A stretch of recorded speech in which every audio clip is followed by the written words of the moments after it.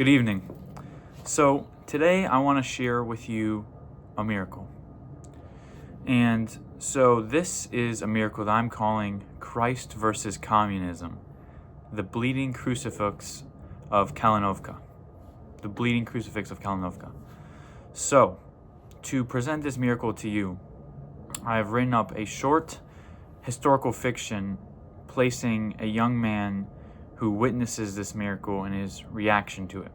And then I have a bit of a short historical write-up on it to tell you about the miracle itself. So, without further ado, I present Christ versus Communism, the bleeding crucifix of Kalinovka. The year is 1923, and you're a young Ukrainian man. You live on the outskirts of a small city, nothing too close to any hubs of the authoritarian government, but not a rural peasant village. You wake up one day and come downstairs to see a sight at which you scoff at.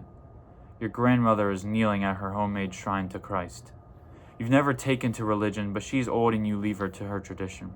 Suddenly, you look outside and see an armed man on a horse.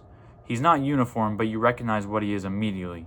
A Cheka officer, a member of the government's secret police, the communist government.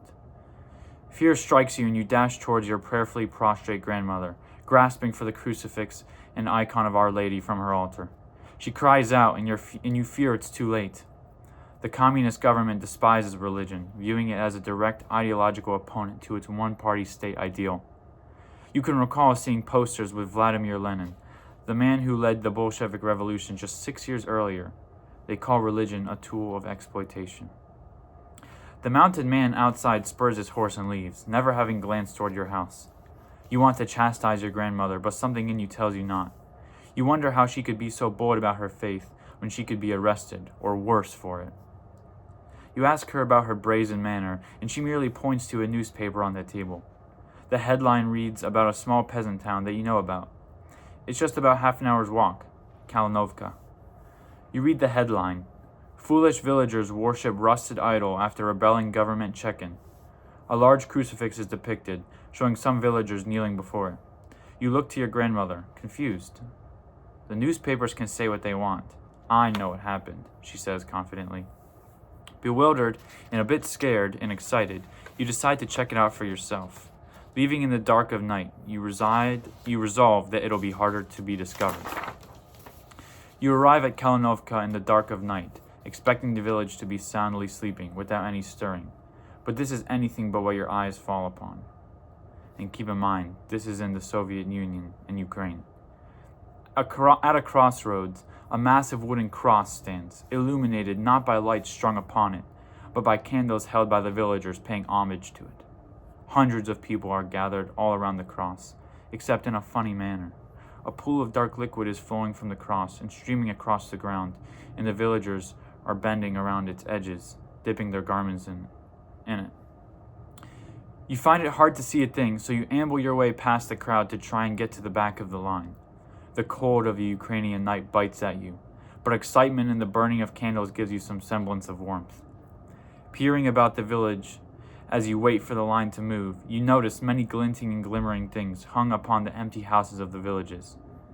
You can tell how it seems that every man, woman, and child has departed their homes in the dead of night. What are those golden things which people have hung on their roofs and doorways and fence posts? You ask a man. He replies that the miracle of the cross has strengthened the people in resolve and morale, that they have hung up their icons of Jesus, Mary, and all the saints to be seen. You are incredulous at the man's sayings, how people could brazenly worship the cross of the Lord and display his icons when the government has arrested and killed the laity and priests for such things. In the silver moonlight, the man only replies, after having placed his hand tenderly on your shoulder, "They believe, my friend." Finally, you make it to the cross and behold it. It towers over you and your heart burns within you. A bonfire of candle lights paint the dark wooden cross in maple-colored illuminance, and you start in fear and incredulity. Blood is actively flowing from the picture of Jesus which is hung upon the crucifix. You cock your neck and look down, almost refusing to believe your eyes. You question yourself. How did grandmother know this? The newspaper said nothing about it.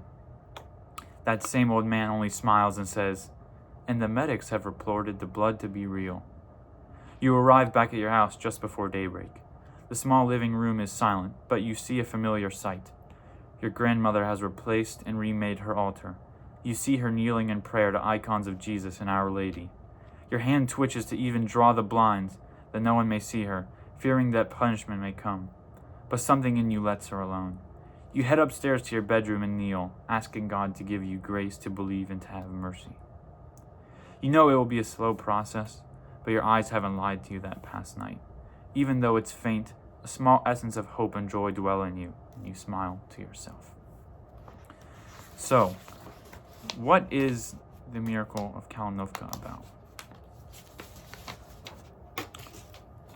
So in the story we have this young man, and he lives in the Soviet Union in Ukraine, and the people of this small village, Kalinovka, are strengthened by a miracle of a bleeding crucifix, which stands just outside their village at a crossroads. So what actually happened in real life?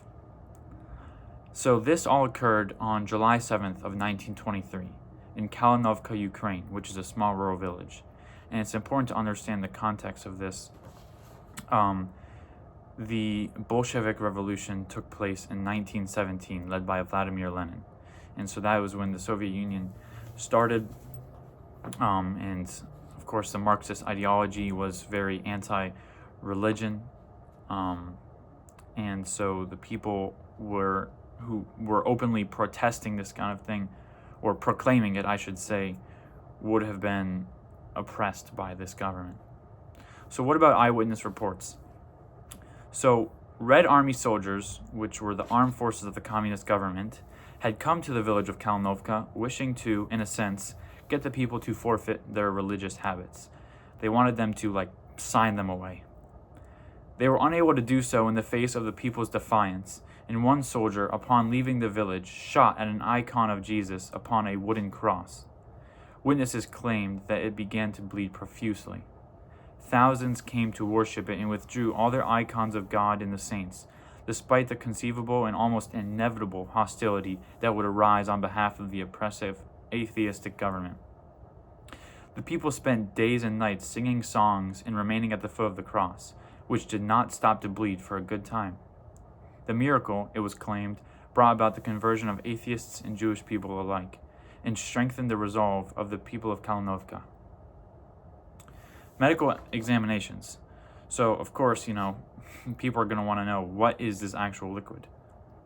Medical examinations were conducted on the ruddy fluid which came from the cross, and determined that it appeared to be blood.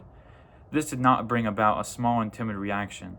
The representative who presented these results was shot, and along with many priests. So people were sort of persecuted for this. There was death, but people were strengthened. Their resolve was strengthened after seeing, look, these soldiers, this government is attacking us, but our God is stronger than this government.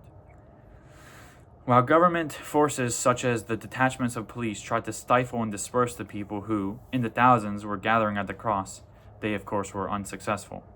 Some even say that a force prevented them from approaching the cross, such as a soldier who was thrown off his horse after it sped away from the masses who were gathering around the cross. How did the newspapers report on this? So of course there wouldn't have been any positive press about this miracle, given that the government would not want other people to know that this miracle was happening. The papers, never willing to give any concession to the evidence of the miracle, painted the faithful as bathed in lunacy. As for the miracle itself, it was discussed under the guise of pure logic, wherein the writers asserted that the fluid pouring from the Christ was not blood, but actually water simply mixed with rust.